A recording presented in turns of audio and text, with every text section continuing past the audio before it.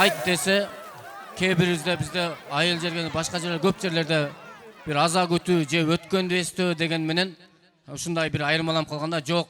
Тескерисинче бул өзгөчө майрам, ушундай майрамдык деңгээлде шаң шөкөт менен, көңүл ачуу менен, ойноо менен өткөрө турган чыныгы майрам мына ушул. Биз 3 жылдан бери Ош шаардык казыят менен биргеликте Себепкер кайрымдуулук фонду майрамдык маанайды болушунча жакшы деңгээлге өткөрүүгө аракет кылып атабыз.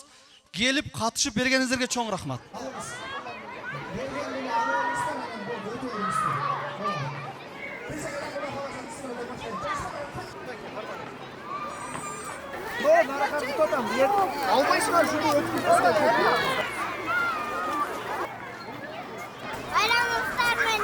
Бұл бүгінгі майрамдың мақсаты ошол кичинекей уул кыздарыбызга Курбан айт биздин майрам экенин билдириш максатында болуп атат да.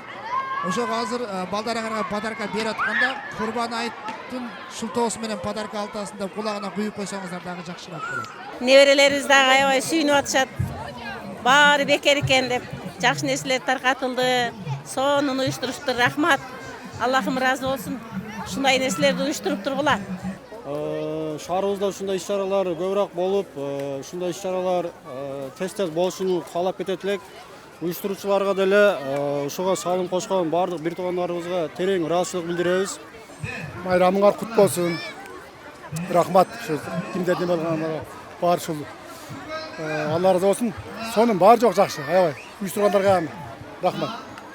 3 жылдан бері өткөрүлүп аткан айт маарек программасы токтоосуз ороза айт жана Курман айтта Себепкер кайрымдуулук фонду менен Ош шаардык казыяты биргеликте Ош шаарында өткөрөбүз.